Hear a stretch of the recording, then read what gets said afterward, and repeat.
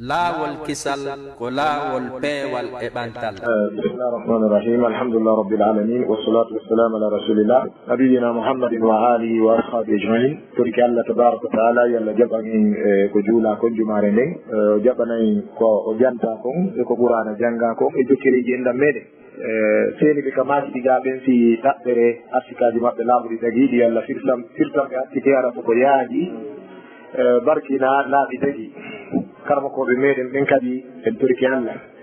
gila e ɓe wuuridaɓe ɗo ha karmako amen ɓay ɓen mawɓe no jeeya e jannuɓe men ɓen alaji haruna toriki allah tabaraka wa taala yo allah yuɓɓe naada ɓe aljanna, yo allah tabaraka wa taala yurmin ɓe naada ɓe aljanna e wuruɓen kadi yo allah ɓoynuɓe e dow ɗe golle moƴƴe ɗo o danda en enen fayɓe ɓen fegga golle maɓɓe. yo allah waɗu barke leydi men ɗin, waɗa barke dawa on, waɗa barke e tummodire ɗen. haray on jarama moƴƴa e weltanike sukaɓe ɓen e hoore haqiqa nde ɗo tummodiranɓe wakkilagol ara law ka juulirde tentini e oɗo juma heɗo andintinanɓe ko karamakoɓe goo artoto andintina kon yiddo kadi imam on tawi ka nder juulirde o ƴawa ka gangunal o kutuba o julna o jippo o julna harayɗa ɗon e ɗum ɗo kala heɓuɗo ɗum ɗo woto sikkito tawi ko fi allah o warri ana o heeɓi ko mawni ka makko kanko allah tabaraka wa taala. ara yandi en tori sukaɓe ɓen ɓeyden duumade e julɗe nden haadi sola ɓawoyɗen andi nde ɗo julde allahu tabaraka wa taala o yamiri en yen tottunde, o jeeji en yen renunde, o yamiri en yen tottu julde nde aqimu salata wa atu zakat, o jeeji en kadi yen renunde hafizu ala salawati wa salatu lwusta aqumu lillahi qanitin. nelaɗo meɗen muhammadin sallllahu alayhi wa sallam o makani en wonde assalatu nurum, yani julde nden ko nde annora ka gurdam ma aduna, ko nde annora ka gabru maɗa, ko nde annora ka ummutal kadi ka dargal. bal ko kayre woni visa be mana dossier bani adama arano ko heɓirta aljanna kon mbaɗo tawhid. ɓawo tawhid on ko julde nden woni dossier arano hennowo tawhid on, yani hennowo aljanna on. koɗo waɗi nelaɗo sallah sallam maati awalu ma yuhasabu bihi l abdu yawma alqiyama min amalihi as-salat, ko jeeyaɗo on aɗete hasdede e golleji mum ɗi fo ñande dargal ko julde nden. hamɓe maji si nde moƴƴi haray a moƴƴirama, si tawi yo allah dandu nde boni haray joom mayre kam bonirama. abdoullah ibnu abbas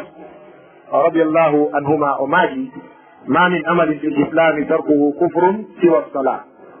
ala golleteɗe ka islam e tawata jommum accitiɗe gollude o woni kefero sina julde nde. joni ɗo wawi jaade to seeɗa wano korka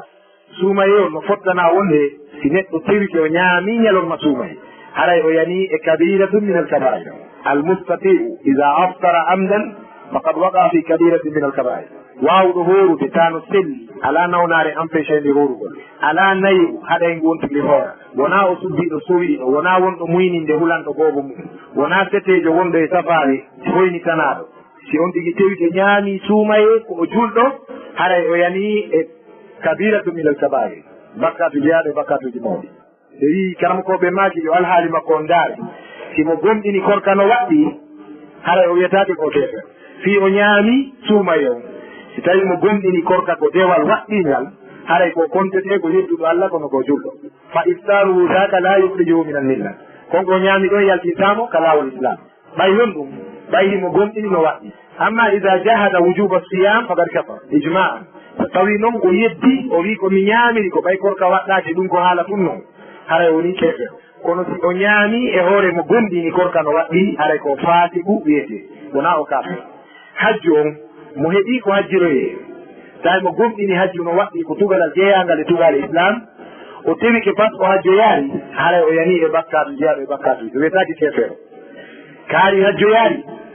ko kefeero ɗum wowetake. ko ñande o wi'i ko haɗini hajja wo ko ɓay hajjuna dewal ko arabu ɓe sinki ɗum, ko usage ɓooyi en ko kamɓe ɗinki ɗum bugi e noppi yimɓe ɗo, docteur mouhamadou wuri en ko ɗo naade lowgo ɗum e haqqillaji yimɓe haray nden ñande woni kefeero. kono si o hajjo yaari himo gomɗini hajji o no waɗɗi haray ko yaltuɗo e docteur compété fasiɗi jo wiyetaki kefeero. amma assola, amma julde nden mo acciti juulugol bi mujarradi tarki faqad kafara taari. julde nden kan accituɗo juulugol sabu accitugol ngo tun woni kefeero. haysi tawi mo yeddi waɗɗagol julde haysi tawi mo gumɗini waɗɗagol julde ɓay o tewike waddi juulugol ko kaato dalil on annabijo sallallahu alih w sallam maaki al ahdu alladi baynana wa baynahum alsala faman tarakaha faqad kafar ha nokkugoɓe maaki alfaslu bayna alkufri wal islami ko alsala faman tarakaha faman wada'aha faqad wada'a din keerol hakkunde islamu e keferaku mum ko julde nden kala walliɗo julde o wallini diina ɓe maakiɗa ko woni keerol hakkunde men e heferɓe ɓen ko julde nden kala accuɗo juulugol woni kefeero ɗo kalama ko ɓewi hay so tawi on tigi no gomɗini himo yanana waɗɗagol julde so acciti juulugol aɗa woni kaaf ko waɗi ibnu abbas maaki wonde golle ɗen ka islam mamin amalen fiɗi islami tarkuhu kufrum si wasala golle ala golleteɗe ka diina tawayɗe si acciti a woni kefeero sina julde julde nden noon kadi nde ko natanteɓe atelier waɗane apprentissage ko jangueteɓe saabu ko hanade juulede e bodo e mbaadi julde on tindinɗo yo juule on annabijo sallallah alih w sallam ɓe maki sallu kama ra'aytumuni usalli ne juuleno yirɗo mbiɗo juulina ɗum e joni noon enen ɗo yarineraɗo o juula ko on no anditen no juuliri ko yen ɓatto ka windi ɗon no juuliri ɗon jangi ɗum no jangire fontugol defte ɗen jangga e juuɗe karamkoɓe no jangiri argol ɗo alaji mouhamad ɓoyi a walle men siide julde meɗen ɓanto tun uggino accemi weeɗitano mi woni juulide noon daromi ko noon ɓe falditay ma karama ko ɓe yeeɗa juula julde bonde ɓe faldite saabu ɗen andi hadisu mo fi sola oya juulunoɗo julde tawi ɗe moƴƴa o ari o salmini nelaɗo tum ɓe maaki herji ko salli fa innaka lam tusalli yahu juula a juulari taw o yehi kadi o juulo yo ardi ɓe maaki yo juula hay ka tammum o anditi kanko tigi o fijay woni hanno o lando ɓay ko anduɓe ɓenni fasalu ahla zicri in kuntum la talamuna ne lande anduɓe o wi nelaɗo miɗo yangitade ko non nulayi amen yo tindinne ndewa ko no mi juuɗitta ɓe maaki immo daroɗa fewta qibla warrani ha nokkel kaari wiya assalamu aleykum wa rahmatullah assalamu aleykum ko lahara e juulinani e nder ko ɓe tindinnomo kono juulite noon ɓe maaki ɗum hatta tatma'inna qaiman daro fewayet ha yananeɗa fiɓo ko haqqil ma a darike goy o gandi ɓe jangi deftere no wiye misbahu salih misbahu din deftere no windi nden ko deftere malikiya ɗe gilɗi ni sa jangi kamen lahdariyu a watti asmawiya a watti mukaddima haray ɗo a ƴettede ari sala ko siraju jangata janga misbahu janga noon samruddani so jangoya noon lawwal e sani wiyete nden jawahiru iqlim siɓe feƴƴine noon e defte jaɗe ɗe hada huwa sayru tartibi madhabi imam malik illana kono yarete he hakada alaysa kadalik tayyib joni noon e nde defte wiyeteno misbahu salik ceerno on maaki hatta tatma'inna qa'iman kayfa yuraf dalik ko on no andorta a deeƴi e darde o maaki ko si a feewi a darike tawa lefi juuɗe do lekke mawo e lefi kombi ɗinga haray no deeƴitinara ko hendu wiɗi nelaɗo maaki sum marka sa gayni janngude faati e simore nde allah muyam ma o ɓe maaki sum marka on tuma noon waɗa ruku ugginoɗa ɓe maaki ka ruku la tazal rakiyan hatta tatma'inna rakiyan wota iwu ka ugginiɗa ɗon ha yananeɗa an tigi a ugginiki cheikh misbahuddin o maaki ko onno andorto a ugginiki wa nasarahu ala dhalika al qawl imamu suhunun al maliki imamu suhunun malikiyankojo wonɗo ko arisa ɗon o wallitimo e ngol konngol o maaki ko onno andorta ugginike si goɗɗo ari juuri ndiyan ka norol ma ka ɗaɗol ɓaawo ndiyan tan waɗa e ɗate nayyi ɗama arda ka reedu ñaamo ga ɗama ka nano ɗama arda ka hoƴƴuɗu ɗama arda ka keeci sinara ka mawɗo nayeño ma waɗɗo accident on tuma ɓe maaki sum marfa ɓantoɗa ka dariɗa ɗon hara iwari ɗon ha yananeɗa be a darike o maaki ɗon ko andorta darike daroɗa ɗon ha leydi kommol ngol doleke o ley ga gayna ɓeejuɗe ɗum ko seede a darike on andi ɗum ɗo no rentini e sugguy rugguy ɗo wiyete ko ka sugguy rugguy mo juuliri noon julde makko nden allahu tabaraka taala ƴettitande haadi selluɗo no woodi wonde allah ƴetto e julde nden o mondira nde walisere tununde o patta yeeson ɗi gongoyna haadihi salatuka kusa ƴettu ɗaɓɓo e joddi ka yoɓoyo mara nani haɗa yandi koye wakkilo jangge julde nden ande julde nden koɓe tugalal molanaɓe e julde nden e diina kan allah tabaraka taala yamri e reenu ɗum watten e hoore julde farilla nde nelaɗo sasalam ɓe maaki wonde waɓutuji mon jowi juuleteɗi ɗin no wawa caangol e dambugal ka naharin bi baabi ahli ɗum hara neɗɗo on o naata ka ndiyam o looto laaɓi joyi ñallal ɓe yeƴƴiɗi sahabaɓe ɓe maaki hal tarawna min darani chey o yehi cuuɗi no heddi e ɓanndu on loototoɗo e caangol e dambugal mo laaɓi joyi o heddorta tuuɗi ɓe maaki hakaza as salawatu hams waɓutuji ɗin joyi ko noon wayi sa juuli subaka a saɗɗi bakkatuji maɗi gollunoɗa e nder jemma hakkude ɗon e fana o wonɗa leppitade ndaara ko harmi miijoɗa miijoy sa juuli fana a accanama hakkude fana e lansara a accanama hakkude sa juuli futuro ko waɗi hakkude fana e lansara futuro a yaafama sa juuli geeƴe ko wannoɗa ɗon kon a yaafama sa juultoy subaka ko bonnunoɗa a yaafama laaɓi joyi nden ñallal ngal iɗa saɗɗude junubaji ɗin a heɗone bakkatu sina bakkatuji illa lemam sina jali ɗi wono shirku e waru hoore ɗum ɗon noon julde ɗen intantama ɗum ma jawdi goɗɗo ndi ñaamuɗa ma bonnuɗa sa hippike jawdi goɗɗo a ñaami hoore kinum kalu yaagal ɗum ɗon kan si a ruttari jawdi ndi a toraki mo yaafuyi aray Allah tabaraka taala caayi aray ko ɗum ɗo mi marno e bange julde nde yandi ko e wakkilo sabi ten a nuur as-salatu nurun was-salatu sakina fas-salatu biha yataqarrabu al-abdu ila Allah ko julde nden jiyaɗo Allah on ɓattorto Allah tabaraka taala wono andirten noon e hadis nasammaki wonɓe juulude ara no gundodade Allah yani al-musalli yunaji rabbahu wonɓe julde ara no gundodade Allah sono ɗon giɗa wodude e lanɗo mo lamminaka wallaka ha naami lamminɗo kala lanɗo rabbu samawati wal ard haray koye wakkilo ɗum juuɗe waktuji ɗi jogi yandi haraɗi yeboraki en haraɗi bonirari en watten ɗon julde naafe ka julde naafe duwoɗen ɗon toroɗen Allah moƴƴa yo yaafoy yo moƴƴinan en yo moƴƴinan en yo waɗe moƴƴuɓe yo accu batteji moƴƴita meɗen duwoɗen toroɗen Allah ka julde naafe wullen e makko sabu duwaji waɗeteɗi ɗin ka nder julde naafe Allah jaabine goo ɗiɗi immotoɗo naafa jemma handeji makko fof Allah regilayɗo e wetude tati juulugol jemma julde naafe ko garanti natugol aljanna Allah tabaraka taala wi wa kanu qalilan min al-layli ma yahja'un fanɗi yimɓe aljanna ɓen ko ɗanoto jemma haray wakkiloɗe sifa ɗum inchallah aray mi darike ɗon joni ki on konngol e makuji ɗiɗi accite mawɓe yandi jogiiɓe lande ɗiɗi petɗe meɗen e jasakumullahu khairan ɓeɗo landi so tawi neɗɗo ari juulugol e hari o juulari alasara on jamma ko wono hara ko gantoji jaɓini ɗi wano ɗanagol e bonirede haqqil e yejjitugol rufi alkalam ani naimi hatta yastayqida ko ɗaniɗo haray karagol no ɓanta ha ngo fina wa anil majnuni hatta yafiqa tawi kadi ko mo haqqil mum boni saabu nawnare ma faɗɗere haray ɗon kadi mo yaafa ha nde o ɗiwti o tawi kadi ko yejjituɗo few ko rabbana la tuakhidna in nasina aw akhtana gejji ɗin koye yafanaɓe ɗi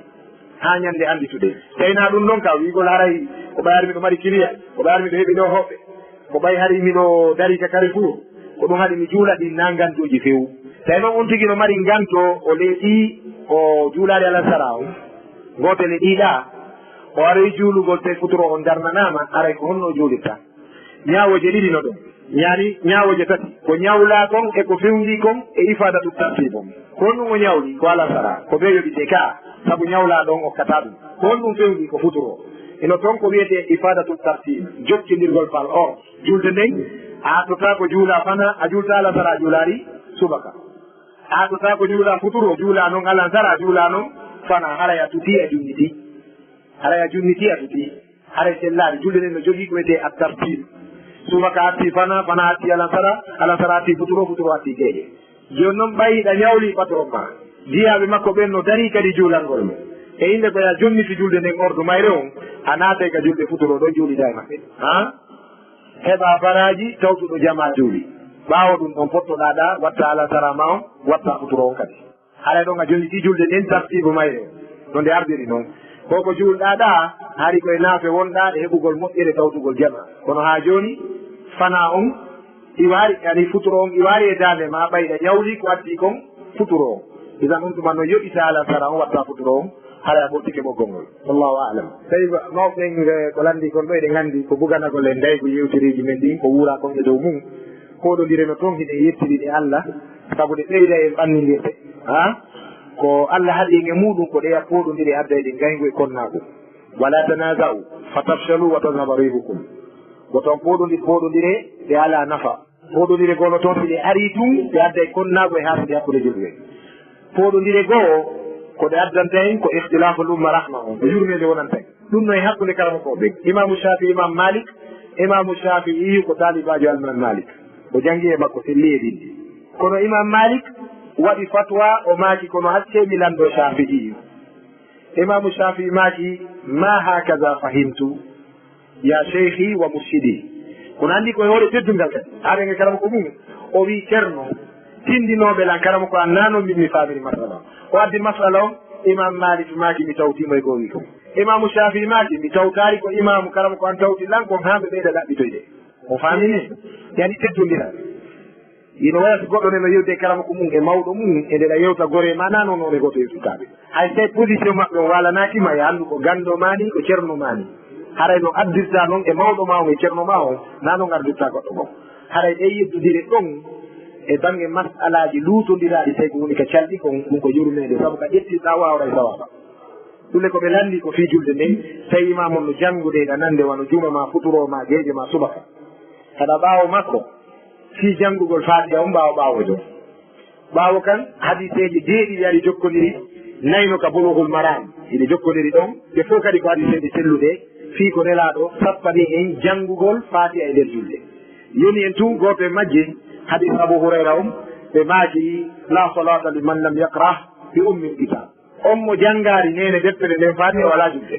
eyi on mo janngari faatiha wala julde e joni noon karama koɓɓen ko kamɓe ɓuuri e famude ɗi laaji no gandi ɓe wi hunaka istisna riwande ko wara wiye la hara ko faanda ko hiɗa mari baraji kono ɗi timma wonde kadi la ala e kuntum baraji wano masala nelaɗo maaki la yuminu ahadukum hatta yuhibba li akhihi ma yuhibbu li nafsihi hay goto e mon gonɗinta ha o yiɗana ɗimmo makkon ko yiɗani hoore makkon on la ittintiniɗaɗo ɗon ko wonmo on ɗon ko wiyetake ko nafyu siha bal ko nafyu kamal ɓe mana gonɗinal ma timma ha yiɗana ɗimmoɓe ma ɓen ko yiɗana hoore makko wiyetake ala gonɗinal fewɓaya yiɗanare yimɓe ɓen ko yiɗanɗa hoore makko kono ngal timmirtama ha yiɗana yimɓe ɓen ko yiɗanɗa hoore makko e tan ɓe wi o la salata ɗo liman lam yaqra bi ummil kitab so tawi an tun yiɗa juulude a janngari fatiha ala juulde so tawi yiɗa juulude ɓaawo almamijo on caggal nanugol ma ko almami janggata kon so tawi a nani ko amal mi janggata kon haray yiɗa hakkude ñaawoje ɗiɗi so tawi no hen ka newanima e nder julde nden ka jannga fatiha fofal zalik imam malik ko ɗum ɓe maaki masalan almamijo janngo fatiha deƴƴita seeɗa ti adda timore haray janngu ɗum ma almamijo janngirowo hadu tilawa mo fassala haray mo pottidira yayeje ɗen alhamdulillahi rabbil alamin o darto arrahmani rrahim o fof ha ñutati o adda on ɗon si o wi alhamdulillahi rabbil alamin wiwgol makko arrahmani rahim janngu alhamdulillahi rabbil alamin mana ka o iwi ɗon tokkoɗa ɗon nde mo artoɗa reɗa nanorde ko jangi si tawi noon ko jangirowo tartil o jokkidira e ɗum andi ɗon a heɓataka jangga ɓaawo makko beele heɗoɗa ko janggata kon haray eggu ka hadis ara ka aya qur'an ida quriya alqur'anu fastami'u lahu wa ansitu la'allakum turhamun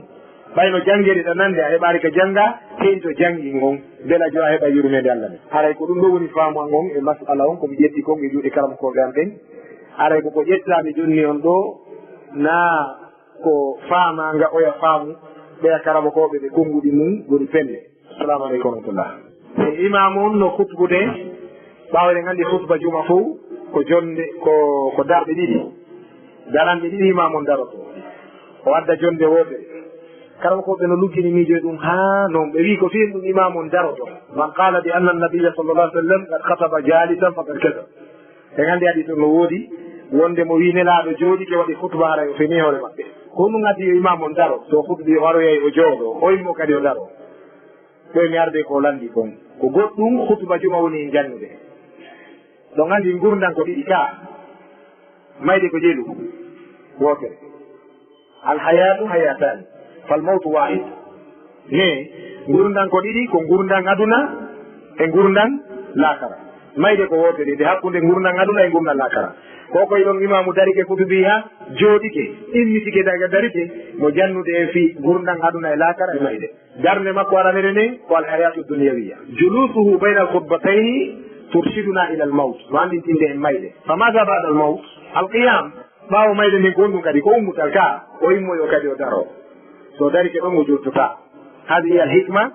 ko ɗum woni hikma on hakkude daragol imam on ɗiɗi e jonde makko wotere nden ka hutba o andintini en aduna o andintini en mayde o andintini en lakara ka darde makko tammere ayani ɗimmere e joni noon ka o jooɗi ɗon musidɗo o wi wonde o yiyay buyno du o fitta ka yeeso haray fi du'a taw yen andu du'agol ko dewal ɗum ɗon laawi chakku fi dalik foɗodiral laakunde julɗo e julɗo si tawi du'ete si du'etake joni noon ko andugol neediji du'a eno moƴƴiri du'agol noon so tawiiɗa juulude tawi ko a dariiɗo fontugol juuɗe ɗe ndeeɗa du'o ɗum ko sunna wano ko wiyetee unutuuji ɗin ko fontugol ɗon juuɗe ko sunna so tawiiɗa jooɗi du'agol taa ko du'a yaluɗo ni wono masalan goɗɗo no du'aade ma goɗɗo no du'anaade ma ammingol ngol ɗon fonta juuɗe ɗen ɗon ɗum ko needi jeyaade neediiji du'a tawi ko antu woni du'aade aɗa fontugol ngol ɗon a jolaade ɗinde e jooni noon fittugol ngol ka yeeso ka ngalaa e bindi takkugol ka ɓernde o ngalaa e bindi mo faami ɗum ɗo ngalaa e bindi feewi kono kan si a yii goɗɗo no waɗa ɗum si tawi a faljitaymo e a faljitiraamo haqqil waɗɗon o waɗaari fof no fota o annda ɗum ɗon taw si janngo noon wiya accu ɓay alaa ka bindi kono so a attori nden ɗon toɓɓere hara wopi hikmatu daawa e jooni noon ka du'agol ɗon nelaaɗo sa sallam no maaki wonde saa'i mum no e ndeer juma on du'a jiyaaɗo Allah o du'otaa koye hawrondira on saa'i ɗon sina jo am du'a makko on jaaboto e ndeer ñalaande juma nde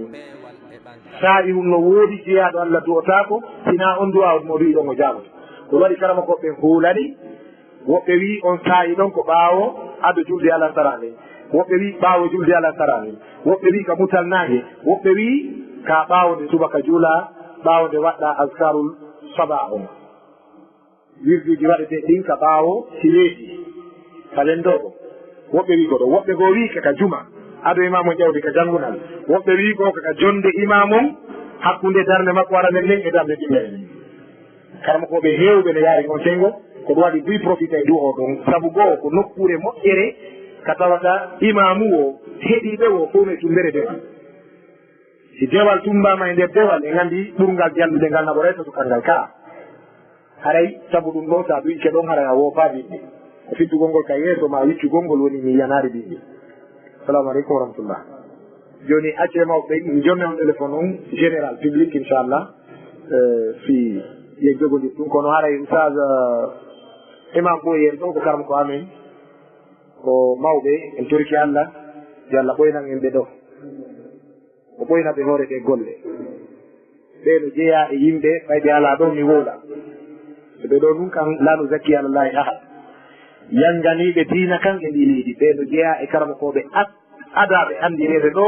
fiinugol goɗɗo deftere tawhid e tafsir qur'ana e yiye qur'ana e hadiseji e fiqhu e ndi leydi men ɓe tinni kadi koɓe heeɓi ko fof e ko ɓewnirde ko fof Allah ko seede ko wurere nden e diina kan donc haray koye hebbinanɓe du'a tentini sanga ɓe ala ɗon haray meɗen huwodiri kadi meɗen holodiri kadi ko ka talibaɓe maɓɓe ɓe ɓe janni woni menen karama koɓe amen ɓe ade wigol are kamɓe ko mamiraɓe ko ajida ɗum pelel ɓe jannu woɓɓe ɓe janni men duuɓi ɗin no fanni ha sagen ɗo no gueli taɓe no gardilaguiɗe ɗo ɗon ɗigui sibike duuɓi ɗin no daari kufunoon e kaftani on e jawri darto yen ɓay ko pay ko wuuri ɗena sabiyun walaw kana nabiyan ne no ɓay ko pay ko daaren ɗum kono falillahi alhamdu aray koye juuɗe mawɓe ɓe ngi haray en torki Allah ala ɗo barki e jonde men nden en jarama boyi en torki Allah tabaraka wa taala ɗo barki e nokkure nden waɗa barki e jonde ɗe yafano e mawɓe meɗen e karama koɓe meɗen wuuliɗe danda en haqqeji wuuridaɓe e wondaɓe Allah danda en haqqeji ka kawtal Allah danda en haqqeji ka wondiɗal yo Allah danda en toñidirde ma en toñede ma en toñude sallillahuma ala nabina mouhammadin wa alihi wa sallam e jonde mawɓe meɗen ɓe mbanne en du'a laawol kisal ko laawol peewal e ɓantal